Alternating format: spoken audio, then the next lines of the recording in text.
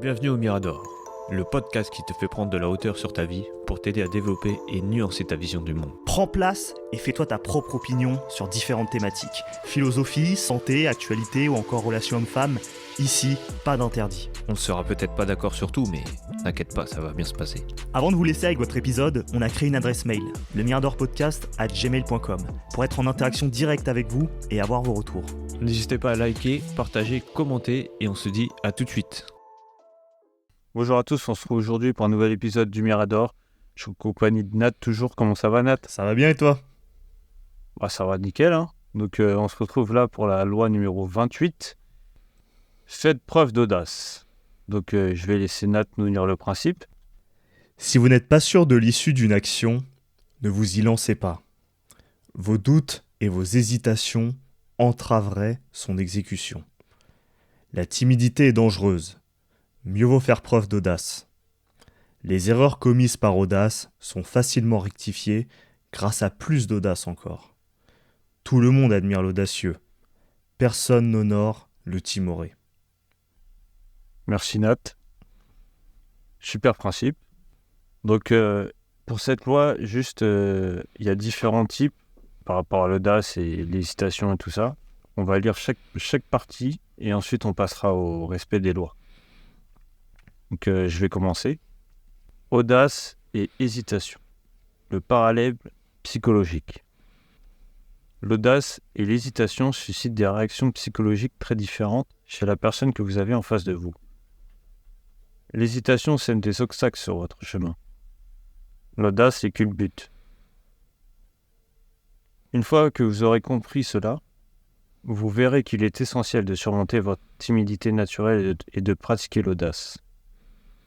Voici les effets les plus marquants de l'audace et de la timidité. Plus le mensonge est audacieux, mieux c'est. Nous avons tous des faiblesses, et nos efforts ne sont jamais parfaits. Mais le fait d'entreprendre une action avec hardiesse a pour effet magique de masquer nos déficiences. Les escrocs savent que plus le mensonge est audacieux, plus il est convaincant. L'effronterie du menteur rend sa fable crédible et détourne l'attention de ses incohérences. Quand vous montez une arnaque ou que vous siégez à la table de négociation, allez encore plus loin que ce que vous aviez projeté. Demandez la lune et vous serez surpris de voir que, souvent, vous l'obtiendrez. Là, j'avais vu que tu avais mis un exemple, je sais pas si c'était par rapport à celui-là ou... Ouais, c'était pour dire, quand j'ai lu ce petit principe, ça m'a fait penser tout de suite un flash. J'ai pensé à Dylan Thierry et toutes les douilles qu'il a pu mettre. Parce que j'avais vu une vidéo, je sais plus comment il s'appelle, je crois que c'est le Radi ou un truc comme ça. Et il a fait une vidéo en 2 parties où il montrait tous les poteaux roses, toutes les escroqueries qu'avait pu mettre en place Dylan Thierry.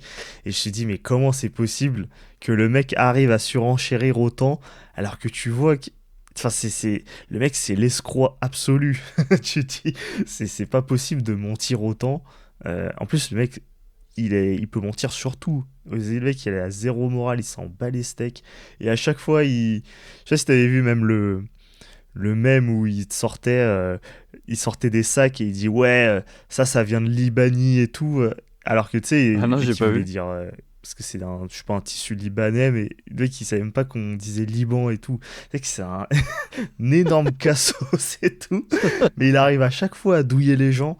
Mais je me dis, mais c'est qui les gens qui achètent à ce mec? Je me dis, c'est qui ces gens?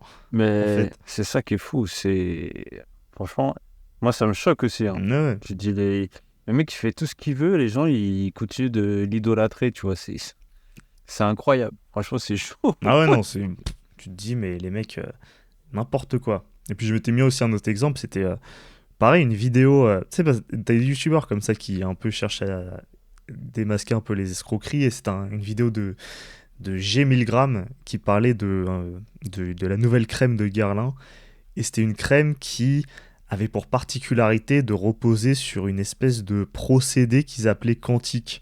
Et en fait... Ils ont cru que c'était de la philosophie ou quoi? Ouais, enfin, ils pensaient que le côté scientifique, tu sais, parce qu'ils adorent, tu sais, avec tous les films scientifiques avec des théories un peu de physique quantique et tout pour faire stylé. Ils pensaient qu'en rajoutant ça, ouais, technologie quantique et tout, ça allait alpaguer les gens et dire waouh, waouh, c'est une crème quantique, c'est trop stylé. En mode, les mecs comprennent rien à la vie et tout, alors que ça veut strictement rien dire, crème quantique et tout. Et bah, ça avait fait un bad buzz du coup, et je crois qu'ils ont retiré depuis ces appellations-là. Donc, Crème quantique. ouais, mais il y a tellement de douilles. Ils l'ont fait avec de matériel antique, c'est ouf. Bah, je sais même pas, hein, je sais pas. En vrai, je sais pas.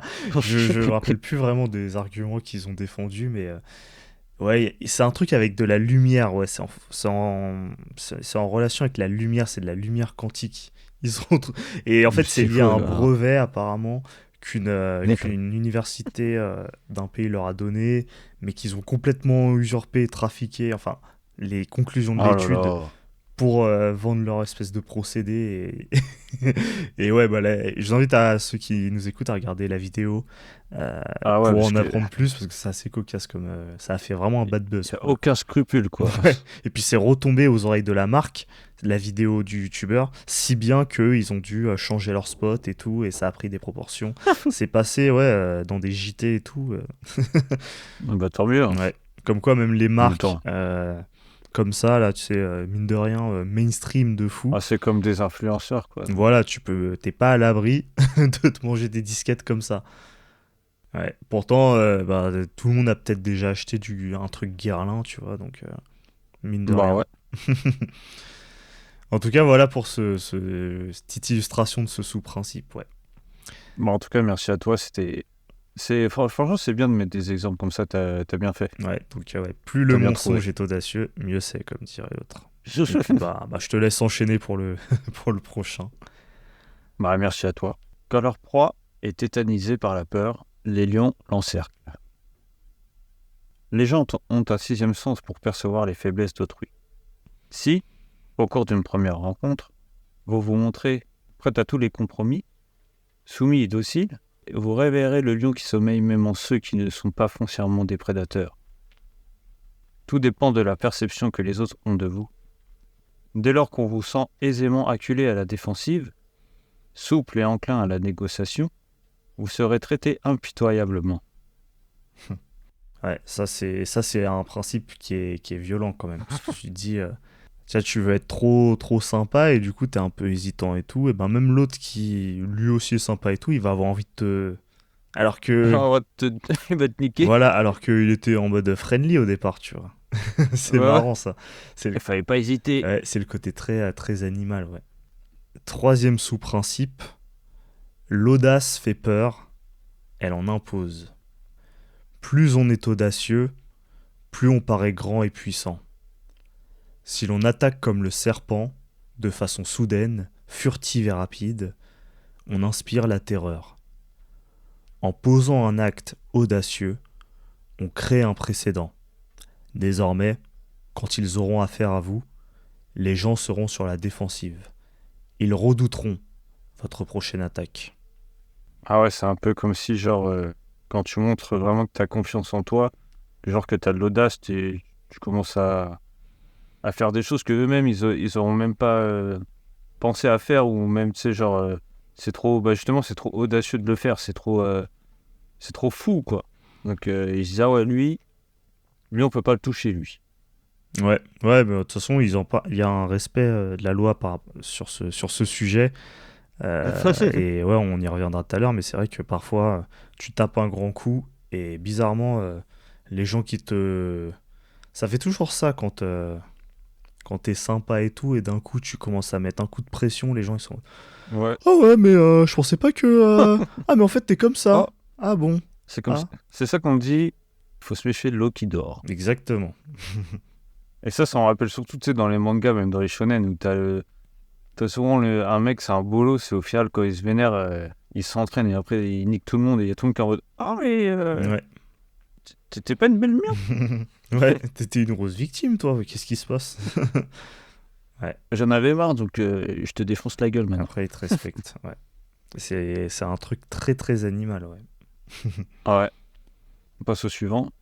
Il est fatal de marcher au combat à reculons. si vous agissez sans être totalement sûr de vous, vous mettez des obstacles sur votre chemin. Au moindre problème, vous allez tergiverser, voir des alternatives là où il n'y en a pas et vous créer des ennuis à loisir. C'est en fuyant le chasseur que le lièvre timoré se jette dans le filet. Comment tu fais pour te faire choper là, le coup du lièvre là? Mais c'est c'est le fait d'être sûr de toi. Si tu agis dans le doute, tu vas te manger peut-être des Ouais. frictions, des trucs que t'aurais pas eu si t'avais tapé sec d'un coup. Ensuite, l'hésitation ouvre des brèches, l'audace les colmate. Plus vous prenez le temps de réfléchir, d'atermoyer, de vous tâter avant d'agir, plus vous en laissez à l'ennemi. Votre hésitation est contagieuse. Elle suscite l'embarras, favorise le doute. L'audace comble de telles brèches. La rapidité de mouvement et l'énergie dans l'action ne laissent à l'adversaire aucune marge de doute, ni d'inquiétude. Dans l'art de la séduction, l'hésitation est fatale. Elle dévoile vos intentions. L'audace jette dans vos bras l'objet de vos désirs. Elle ne lui laisse pas le temps de la réflexion. Ah ouais. Faut vraiment t'as même pas une once de réflexion. Faut vraiment aucune hésitation ni de réflexion. Faut que tu agir direct. Ouais, il fait on dirait qu'il fait un peu un parallèle avec peut-être même avec son livre en mode l'art de la séduction. Mais ouais, c'est quelque chose qu'on voit souvent. Moi, ça m'est déjà arrivé plein de fois, ça. Surtout quand j'étais plus Genre jeune et que tout, genre le de truc où parfois t'hésites et au être final tu fais rien. hésitant, alors que tu vois, c'est comme quand t'es devant les cages au foot et tu sais que si t'as pas l'œil du tigre, t'as pas t'as pas le killer instinct, et ben tu la mets pas au fond alors que c'était un but facile, tu vois. C'était pas compliqué et tout, mais t'as trop hésité, t'as tergiversé et voilà, tu, tu vises hors du cadre, comme un con. Ouais, ou même si t'as pas l'audace, bah tu fais la passe. Ouais, Tu fais une grosse réflexion, tu fais, je sais pas si je vais la mettre et boum, tu fais une et passe. c'est l'autre qui marque et après t'es en mode putain, j'ai le seum, j'aurais trop voulu la mettre. Bah ouais, mais t'as fait une passe. Et le pire, c'est si l'autre il la met pas. Alors là, c'est encore pire. Oh ouais, ça c'est le Là, pire. tu te sens con et les gens ils vont te dire mais pourquoi tu l'as pas mis? Bolos. Tu sais, c'est souvent ce qu'on dit d'ailleurs, les commentateurs, bon, ils sont sympas et tout, mais ils disent il a été trop altruiste, tu vois. Ouais, ça arrive souvent ça. Après, on a l'audace fait sortir du troupeau. L'audace donne de la stature et fait paraître plus grand que nature. Tandis que les timides se fondent dans le paysage, l'audacieux polarise l'attention. Et l'attention attire le pouvoir. On ne le quitte pas des yeux, curieux de son prochain coup d'éclat. Ouais. Donc en fait, t'es observé une fois que t'as fait un coup, ça y est.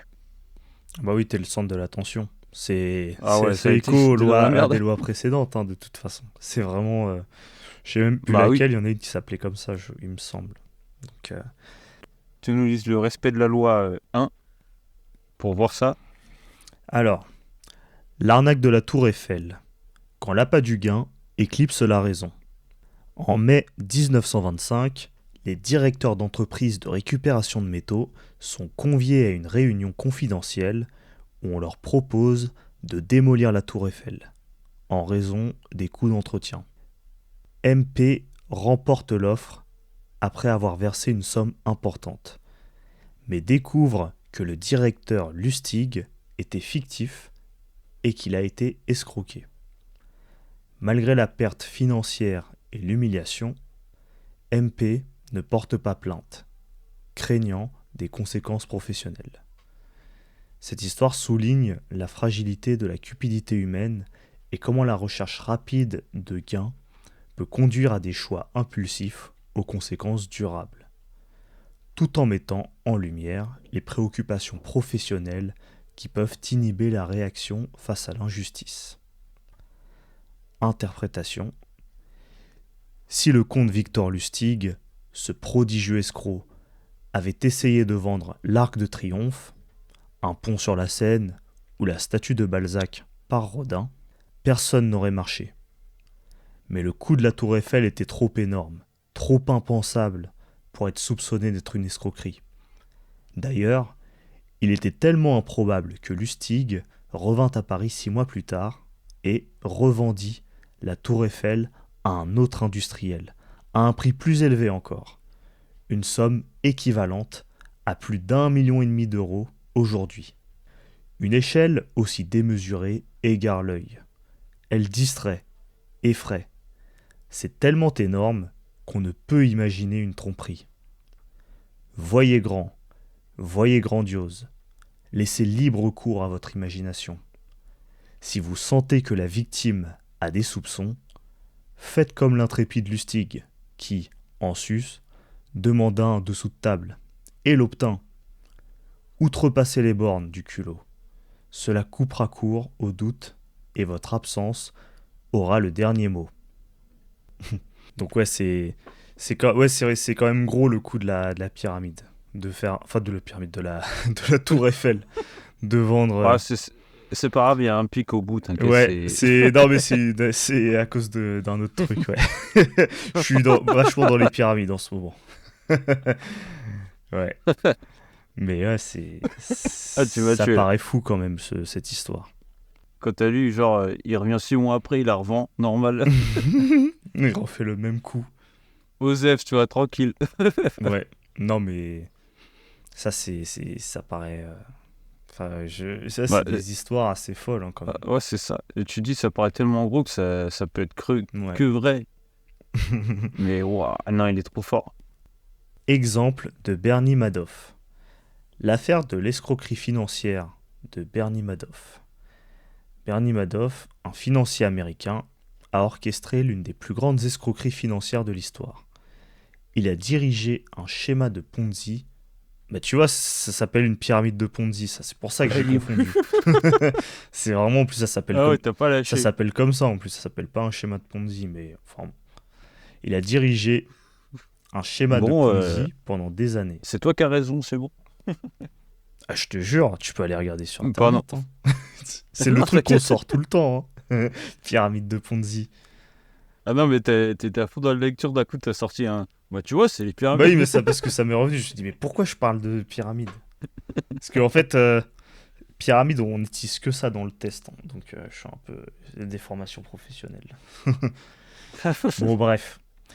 Il a dirigé un schéma de Ponzi pendant des années, incitant des investisseurs à lui confier des milliards de dollars en promettant des rendements élevés. Lorsque l'escroquerie a été révélée en 2008, de nombreux investisseurs ont perdu d'importantes sommes d'argent, illustrant comment la confiance peut parfois conduire à des conséquences désastreuses. Ah, lui, il en a carotte grave des gens, putain. Ouais.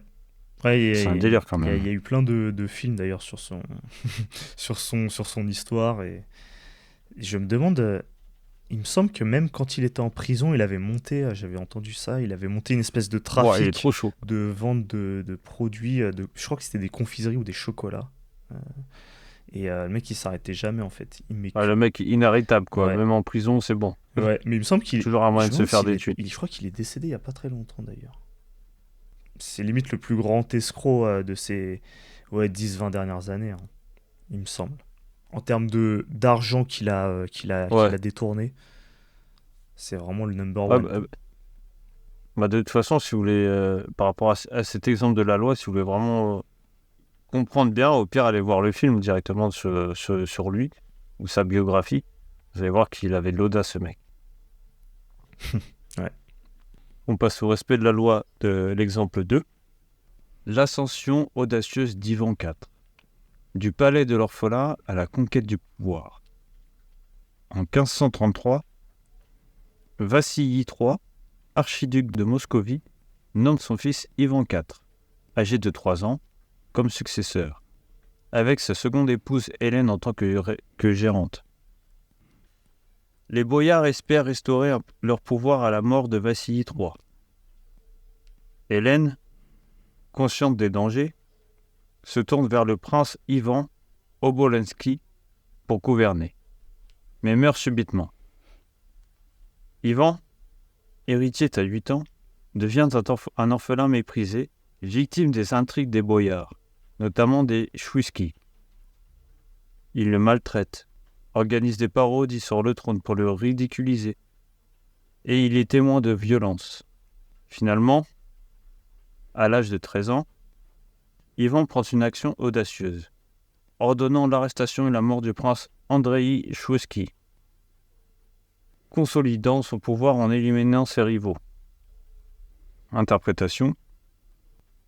Le monde est peuplé de boyards, des hommes qui vous méprisent, craignent votre ambition et s'accrochent jalousement à leurs bribes de pouvoir. À vous d'établir votre autorité et de gagner le respect. Mais au moment où les boyards sentiront votre audace grandir, ils tenteront de vous barrer les passages. Dans une situation analogue, Ivan, lui, se fit discret, se montrant ni velléité de pouvoir ni ressentiment de leur haine. Il attendit son heure, et, le moment venu, s'assura le soutien des gardes du palais qui en étaient venus à haïr les cruels Chouiski. Puis, avec la rapidité d'un serpent, Ivan désigna sa victime, sans lui laisser le temps de réagir. Gagner du terrain, un petit compromis est la prise dont il a besoin pour vous écraser. En revanche, un acte hardi et soudain, sans discussion ni avertissement, ne lui laisse aucune chance et assoit votre autorité. Terrifiez les sceptiques et les méprisants, et vous gagnerez la confiance de ceux qui admirent l'audace. C'est chaud son histoire quand même. Ouais, c'est cet exemple-là que j'avais en tête tout à l'heure quand on avait lu le sous-principe, l'audace fait peur, elle en impose. C'est le côté, il a pris cher pendant longtemps et d'un coup il s'est vénère, il a fait un exemple, il a pris un mec qui haïssait, il l'a buté devant tout le monde et là ça a calmé tout le monde d'un coup. Tous ceux qui commençaient à prendre la confiance, tu sais, c'est vraiment le côté, l'expression qu'on a, prendre la confiance. Tu vois, tu te permets des choses et ensuite il faut recadrer. Et là, tu recadres et les gens sont en mode ah, ok. Ah, ça marche comme ça en fait. Ok. Et là, ils se rangent tous. En fait, ce mec, il est capable de faire ça. Ah, d'accord. Ah, merde. J'aurais su. Mais c'est fou parce que tu te dis c'est un peu comme ça qu'on. C'est un peu comme ça. C'est chaud, mais c'est un peu comme ça qu'on dresse des animaux. Hein. Notamment des chiens. Non mais les chiens, tu sais, c'est fou quand même parce que tu peux leur dire un truc. Ce qui compte, ce n'est pas le fond, c'est vraiment la forme. Tu peux leur regarder le chien et tu peux lui dire ça c'est un bon petit enfoiré ça. Ah, ça c'est un bon petit bâtard ça. Et il va être en mode wouf, wouf, wouf. Et tu sais, il va agiter la queue, il va être content, tu sais. T'es en train de l'insulter, mais tu peux faire l'inverse et lui il sera peut-être terrorisé alors que tu dis des trucs. Je peux même faire ça avec les gosses. Bah ouais. Mais de toute façon, tout ce que tu as dit là, c'est ce qu'il dit. C'est ce qu'il dit, tu sais, quand on a fait le podcast sur les 4 accords Toltec. Il parle de la domestication, donc on est pareil. Ouais, c'est ça. Tout ça, c'est notre côté sauvage. Donc tu suis le... On va dire que tu as une meute, tu vois. On est tous une meute et on suit celui-là qui est le plus... qui a le plus d'audace, le plus de charisme. Donc, ouais, c'est comme ça que ça marche. Hein. T'as l'alpha et le bêta, quoi. Et c'est ça. Hein. Ouais. De toute façon, on veut faire genre, oui, mais non, mais on est plus évolué que ça, nanani, nanana. Mais à la fin, c'est quand même ça qui fait un peu la diff. Hein. On va pas se mytho. Bah oui. Pour ce respect de la loi, j'ai mis un exemple sur Elon Musk qui dit que l'ascension d'Elon Musk dans le domaine de l'industrie spatiale.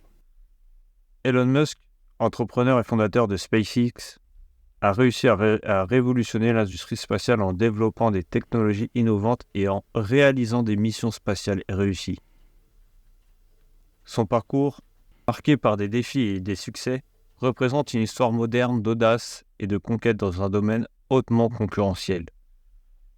Ouais, c'est un bon exemple. Hein. C'est vrai que lui, il a... lui est parti de rien, carrément.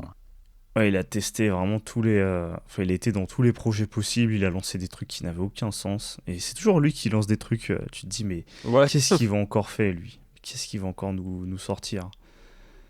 Entre SpaceX, Neuralink, là, les puces dans le cerveau, Ouais, et en plus, Hyperloop, apparemment, là, il l'espèce a de testé train, déjà, là. là. Ouais, il y a des protos Il et a pris un tout. cobaye, là. Oh là Ouais. là. Il y a Tesla, évidemment. Ah oui, bah oui. Il y a quoi d'autre? Il y a X, tu vois. Personne n'avait demandé Ouais. que Twitter devienne X. Lui, il s'est dit, allez hop, je reprends ce truc. Il y a trop Je de... le nomme comme je le Il y a trop veux. de gens qui sont payés à rien faire là-dedans. Voilà, j'allais foutre le bordel.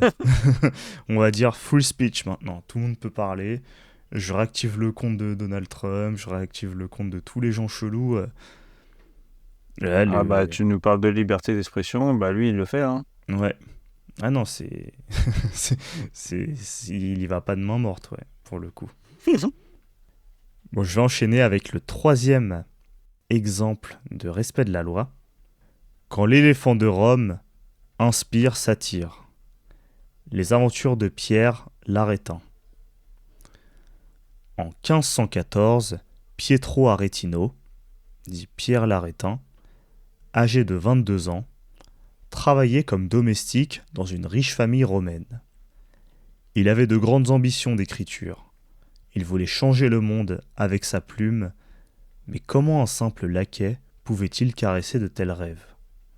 Cette année-là, le pape Léon X reçut du roi du Portugal une ambassade chargée de nombreux présents, dont le plus encombrant était un éléphant, le premier à entrer dans Rome depuis l'époque impériale. Le souverain pontife se prit d'affection pour l'animal, lui témoigna beaucoup d'attention et le combla de cadeaux. Mais en dépit de tous ses soins, l'éléphant, appelé Hanno, tomba gravement malade. Le pape convoqua des médecins qui administrèrent à l'éléphant 250 kilos de purgatifs. Mais en vain. L'animal mourut et le pape en fut très chagriné. Pour se consoler, il commanda au grand peintre Raphaël un portrait grandeur nature de l'animal, qui serait placé sur sa tombe, avec l'inscription « Ce que la nature a pris, Raphaël par son art l'a rendu ». Les jours suivants, circula dans Rome un pamphlet intitulé « Les dernières volontés et le testament de Hanno, l'éléphant », qui suscita une hilarité générale. À mon héritier le cardinal Santa Croce, je lègue mes genoux pour qu'il puisse imiter mes génuflexions. À mon héritier le cardinal Santi-Quattro, je donne mes mâchoires pour qu'il puisse mieux dévorer les biens du Christ. À mon héritier le cardinal Médicis, je donne mes oreilles pour qu'il puisse entendre tout ce qui se dit. Quant au cardinal Grassi, qui avait une réputation de débauche, l'éléphant lui léguait la partie appropriée de son anatomie.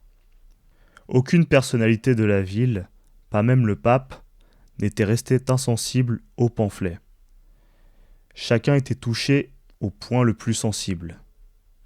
Le texte se terminait ainsi. « Veillez à faire d'Aretino votre ami, parce qu'il n'est pas bon de l'avoir pour ennemi. » Ces mots, à eux seuls, peuvent détruire le grand pape. Que Dieu vous garde tous de sa langue acérée. Interprétation.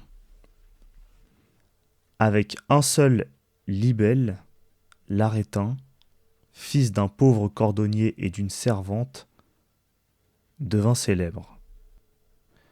Tout le monde à Rome voulut savoir qui était cet audacieux pamphlétaire. Même le pape, amusé par sa témérité, le fit rechercher et le prit à son service. Au fil des ans, il fut surnommé le fléau des princes, et tous les grands de ce monde, du roi de France à l'empereur Charles Quint, apprirent à le respecter et à le craindre. La stratégie de l'Arétin est simple. Quand on est petit et inconnu comme David, il faut trouver un Goliath à attaquer. Plus la cible est éminente, plus on attire l'attention. Plus l'attaque est hardie, plus on se distingue de la foule, et plus on se fait admirer. Beaucoup ont des idées pleines d'audace, mais n'ont pas le courage de les exprimer. Dites tout haut ce que le public pense tout bas. Ce qui est dans l'air du temps a beaucoup d'impact. recherchez la cible la plus en vue possible et tirez votre coup le plus hardi. Le monde se réjouira du spectacle et honorera l'opprimé, vous en lui offrant gloire et pouvoir. Et en exemple, ouais, on peut citer la personnalité de Rihanna qui est un exemple d'intersection assez forte entre l'entrepreneuriat, la philanthropie, la femme d'affaires, puisqu'elle est toujours la première un peu à... Tu sais, j'ai en tête cette anecdote où elle avait interpellé Macron sur Twitter pour une histoire de... Je sais plus c'était par rapport à quoi. Est-ce que c'était une catastrophe naturelle ou c'était par rapport à un financement ou je sais plus quoi, mais il avait fini par la recevoir à l'Elysée. Donc je me dis, elle aussi un peu façon Elon Musk, elle est partie de pas grand chose. Tu sais, on se rappelle peut-être tous, si on est de la génération 90-2000, à se rappeler des premières musiques de Rihanna là, où elle était toute jeune là, toute frêle et tout. Enfin, elle faisait ces musiques là. Et quand tu vois comment elle a glow up, enfin elle a évolué, elle a conquis les plus hautes sphères et tout. Et il me semble qu'elle est devenue la... Est-ce que c'est pas la milliardaire la plus jeune? Je crois que c'est ça, la plus jeune de l'histoire. Et notamment grâce à Marc. Et moi, je me rappelle d'un truc. Je crois à un moment, elle avait créé sa marque d'alcool, je crois. Ah ouais? Ouais. Et le problème, c'est qu'elle avait mis je crois que c'est son nom ou sa tête dessus. Et il n'y a personne qui a acheté. Personne n'a acheté. Ouais, parce que c'est une chanteuse, ça nous fait une marque d'alcool. Ah ouais. Et donc après, je crois, elle a changé le nom, elle a plus mis sa tête, et là, les gens ils ont commencé à acheter. Ah ouais? Ah, c'est chelou comme quoi, ouais. Ouais, on n'attend pas la même chose d'un artiste et de la musique qu'une marque de mode. C'est ça. Même si tu peux associer les deux avec des spots publicitaires, t'as pas envie de, sur ton parfum ou sur ton je sais pas quoi, sur ta maroquinerie, t'as la tronche de Rihanna, tu te dis mais ouais. Tu te dis ou de l'alcool, ouais. Un mec il veut s'acheter une bouteille de whisky et il voit la tête de Rihanna et il se dit c'est comme quand on voyait Booba faire il faisait des placements avant pour Jack Daniel et je crois qu'il a sa propre marque de whisky, mais t'as pas la tronche de Booba ou un truc en plein dessus parce que je dis non, c'est éclataxe. Non, il y a le rappel quoi, parce que je crois que ça s'appelle Duke ou un truc comme ça, mais c'est on va dire c'est sobre, ça reste sobre dans le style. Ouais. On va passer aux clés du pouvoir. La plupart des gens évitent les tensions et cherchent à être aimés. Mais cela les rend souvent timorés. L'audace, contrairement à la timidité, est un mouvement extraverti qui met les autres à l'aise. Les grands séducteurs réussissent grâce à leur effronterie, comme le montre l'exemple de Casanova. L'audace canalise l'attention vers l'extérieur, créant une illusion attractive. Peu de gens naissent audacieux, mais c'est une qualité qui peut être développée et qui peut grandir un individu. Dans la négociation, imposer des conditions hardies peut obtenir le respect, comme l'a fait Christophe Colomb. N'oubliez pas que la timidité, tout comme l'audace, n'est pas naturelle mais une habitude acquise. Déracinez la timidité, car vos craintes des conséquences audacieuses sont souvent disproportionnées par rapport à la réalité. Alors on a une image. Le lion et le lièvre. Le lion ne laisse rien au hasard. Ses mouvements sont fulgurants, ses mâchoires impitoyables. Le timide lièvre tente à tout prix d'échapper au danger. Mais, dans sa hâte de fuir et de battre en retraite, il tombe dans les pièges et se jette droit dans la gueule de son prédateur. En autorité, on a « Je juge, certes, ceci, qu'il est meilleur d'être impétueux que circonspect, car la fortune est femme, et il est nécessaire à qui veut la soumettre de la battre et la rudoyer. » Et l'on voit qu'elle se laisse plutôt vaincre par cela que par ceux qui procèdent avec froideur. Et c'est pourquoi toujours, en tant que femme, elle est amie des jeunes parce qu'ils sont moins circonspects, plus hardis et avec plus d'audace la commandent. Nicolas Machiavel, 1469-1527, Le Prince, traduit par Jean-Vincent Périès. Eh ben, c'est pas... on voit que ça a été écrit Ça a été écrit c'est au 15e siècle, ouais, parce que quand c'est pas très Ouais. la métaphore avec la femme là. Ah, tu parles de laquelle Ah bah, De quelle phrase tu parles? je sais pas, t'as quand même dit que il est nécessaire de la La fortune est femme. qui veut la soumettre, de la battre et de la rudoyer. C'est ouais, quand même. Moi ça, je pensais aussi dans les Clés du pouvoir, il prenait l'exemple aussi de Napoléon qui apparemment était quelqu'un qui au départ est plutôt plutôt introverti et il a appris Ouais, pour pouvoir notamment driver ses hommes à à faire preuve d'extraversion quand c'est nécessaire, pour pouvoir justement créer cette espèce d'imaginaire autour de lui, cette espèce de force, de tension quand il est là, et ce qui lui permet au final de driver ses hommes. Mais apparemment, c'était quelqu'un qui n'était ouais. pas tant... J'ai pas vu d'ailleurs la série de Ridley Scott, ou avec Joaquin Phoenix, mais Ah non, d'ailleurs je l'ai pas beaucoup de vu gens non l'ont plus, ouais. critiqué, mais parce que je me demande si ce qu'on voit aussi dans cette série, c'est peut-être l'envie, peut-être que c'est peut-être mal fait, hein, bon, mais peut-être de Ridley Scott de montrer le côté un peu fragile et timoré que Napoléon essaye d'enfouir pardon, au fond de lui, quoi. Parce que moi, ce que j'avais entendu, c'est que genre, il montrait beaucoup qu'il était dépendant de sa femme ou Ouais, un truc comme ça. Genre, il l'écoutait beaucoup et il était tellement amoureux d'elle que, en gros, elle lui mettait des coups de pression, il était en PLS. ouais, c'est fou ça. Ouais, Le mec, il fait des guerres à gogo, il nique tout le monde et c'est une femme qui le nique. ouais, ouais, apparemment ouais, les gens. Enfin, j'ai vu personne d'ailleurs qui a mis une critique positive d'ailleurs sur cette série. Mais de toute façon, tu sais, c'est pour dire aussi, si tu prends un exemple moderne, c'est comme ceux qui font un peu storytelling, tu vois. Ça se trouve, ils sont introvertis. Et de base, ils te sortent des putains d'histoires et tout, mais c'est juste pour justement réussir des trucs qu'ils ont envie d'accomplir Ouais. Ah ouais, de toute façon, il le dit, hein. ou Il le faire dit, venir Robert du Greene, monde. c'est peu de gens naissent vraiment comme ça, mais c'est quelque chose qui se travaille, hein. Enfin, c'est quelque chose que tu prends pour Ouais, habitude.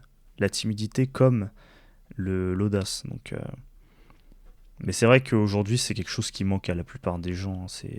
On est de moins en moins habitués à exprimer notre audace. C'est dû à plein de bah ouais, choses, hein, mais peut-être même, des années d'éducation, on est un peu invité à rester à notre place et tout. Ça peut être dû à plein. On pourrait bah faire un ouais, puis, podcast dédié là-dessus, mais c'est vraiment. ouais. Il y a des causes profondes, je Parce pense. que moi, je pensais même, tu sais, vu que maintenant, il y a beaucoup de gens qui sortent plus beaucoup, et t'es plus constamment sur ton téléphone, donc tu parles moins aux gens, donc t'as moins d'histoires à raconter. Les seules histoires que tu vas raconter, c'est ouais, t'as vu ce que j'ai vu hier sur en short, c'était trop marrant, Ouais, regarde. Tu vois, tu racontes des trucs comme ça, quoi, donc t'as plus vraiment d'histoires ouais, t'es personnelles. beaucoup plus effacé et tout. Ouais. Passons à contrario. L'audace ne constitue pas une stratégie en soi. C'est un instrument tactique que l'on doit utiliser au bon moment. Planifiez et réfléchissez. Que l'exploit audacieux ne soit que le couronnement décisif de votre action. En d'autres termes, puisque l'audace est le fruit d'un apprentissage, c'est aussi un talent que vous devez apprendre à maîtriser et à utiliser à bon escient. Tracer sa route armée de sa seule audace serait épuisant et fatal. Vous offenseriez trop de monde. Voyez ceux qui n'ont su la contrôler. Ainsi Lola Montez, son intrépidité lui fit remporter des triomphes, comme de séduire le roi de Bavière. Mais ses excès lui valurent aussi de grands échecs, en Bavière, en Angleterre, partout où elle séjourna, pour enfin lui faire passer les bornes de sa cruauté, puis de la folie. Ivan le Terrible de même, comme l'audace lui avait réussi, il en fit usage tout au long de sa vie, aveuglément, jusqu'à la violence et au sadisme. La timidité n'a pas sa place dans le pouvoir. Cependant, il peut être utile de savoir la feindre. Ce n'est plus alors de la timidité, mais une arme offensive. vous trompez les gens pour les attaquer d'autant plus hardiment plus tard. Ouais, j'ai trop l'impression que ça fait trop genre hypocrite, Ouais, tu vois. Genre, tu fais le faux cul et après ouais. tu vas le Non, niquer. mais ça, c'est la base, ça. En entreprise, Ouais, bah en fait, il y a tout le monde qui le ouais. fait, en fait. Ouais, c'est vraiment des trucs. Mais est-ce que c'est vraiment. Bon, après, ça va pas jusqu'à la violence et au sadisme, tu vois, comme disait Yvan le Terrible. Mais Ouais, ouais, c'est parce qu'on est civilisé, mais au fond de nous, il y a quand même des trucs, des instincts, des trucs bizarres qui nous déchirent et qui nous passent par la tête. Des fois, on se dit, mais ouais. lui là, ah là là. Ouais, des fois, t'as des pensées qui viennent et tu te dis, mais. Et des fois, faut se dire, mais c'est vraiment moi qui ai pensé Ouais. ça? Ça allait loin quand même. Ouais, ouais, c'est clair. Non, mais on est déchiré, ouais, entre les instincts primaires, la rationalité, et parfois, il faut faire le bon mélange entre les deux, ouais. Donc, l'audace, c'est pas évident quand Ouais, même. Parce que il faut oser, et il faut oser se dire, probablement les conséquences que j'imagine, elles sont pas si terribles que ça.